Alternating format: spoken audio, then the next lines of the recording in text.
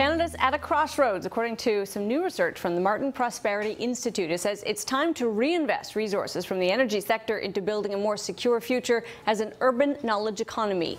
The authors call for cities to align zoning, building codes, and housing and transportation planning to maximize density, shift infrastructure from spending on roads and highways to subways, light and high-speed rail, to link major cities together and connect them to suburbs, build more and compact and affordable housing for young people with families who are increasingly priced out of large urban centers, increase the productivity of service jobs by making them more creative, and establish a geographically indexed minimum wage to reflect the differences in living costs in big cities. It also calls for cities to be granted greater taxing and spending powers to achieve some of these objectives. Time for the big picture. Bill Robson is President and CEO of the C.D. Howe Institute, and Armine Yalnizyan is a senior economist with the Canadian Centre for Policy Alternatives. Great to see you both. Okay, let's start, Bill, with this basic premise that we do have this kind of two-tiered economy and that resource takes up all of the air in the room. Is this a problem? Do we have a kind of a Dutch disease issue in Canada from time to time that keeps us from exploiting our knowledge industries? Well, I like a lot of what's in this report, but I don't like that framing. The resource curse is what happens in countries where the government owns the resources, where there's a lot of corruption and where the benefits don't flow more widely, and that isn't Canada.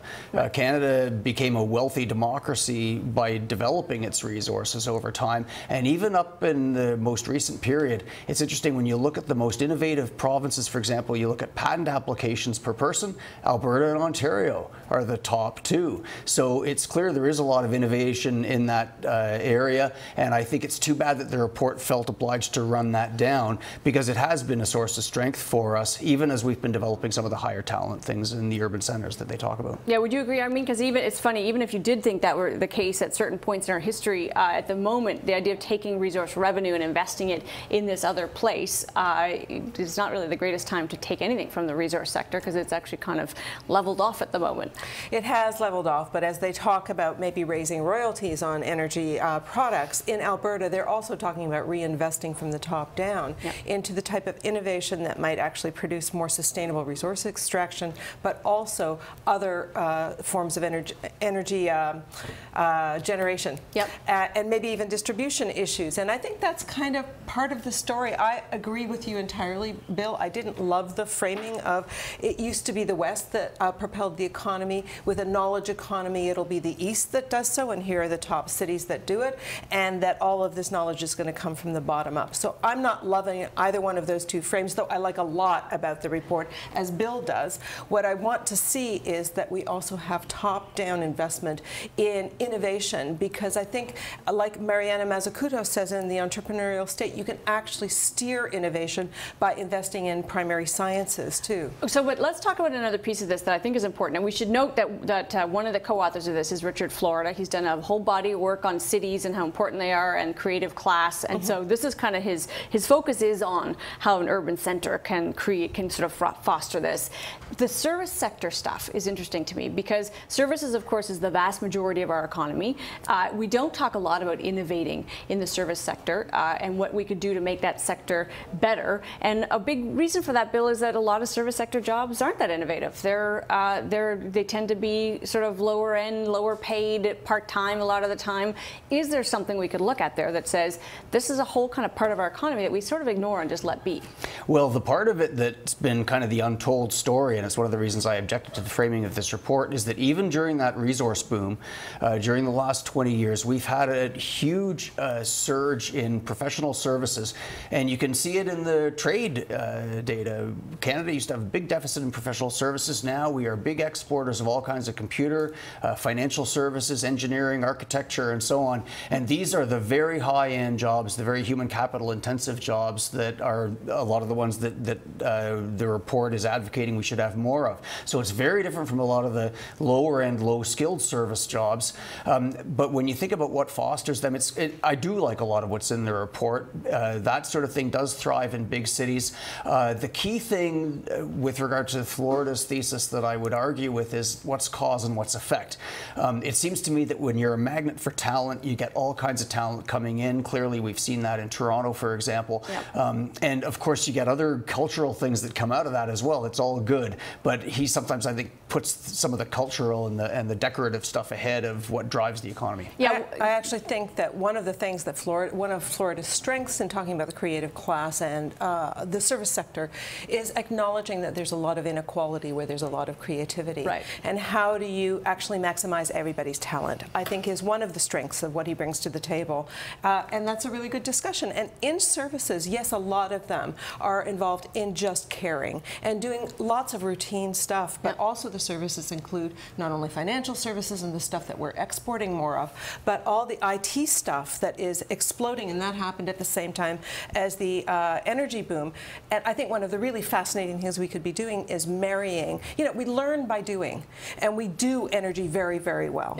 And so I think one of the things we can do is, crack the nut that the world is trying to get at, which is how do you have more sustainable utilization of energy, more environmentally friendly generation of energy, and use less energy. We're a cold climate, we're a huge country. We should be at the very front edge of how do we go from energy east to energy least. Sure. One other piece of this that I want to dwell on is some of the suggestions around those urban centers. What to do with cities, policies around cities, everything from spend your money better on the infrastructure that actually is good for the future to taxing powers. We don't actually hear a lot of good forward-thinking talk about this, not from the federal government, not from municipal. And the thing I'm always shocked by, we're in the middle of this big campaign, and we talk endlessly about what Stephen Harper thinks of this or Tom Mulcair thinks of that. I bet you most of us couldn't name 5 city councillors, and yet the city council is the one that governs how we live and how our children will live. I'm so glad you raised that question, because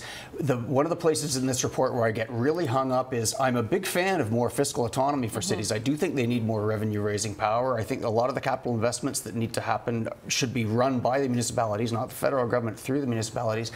But when you look at what some cities do that really stifles innovation, and it's from the zoning that makes housing expensive. They won't price roads, and so you get all this congestion.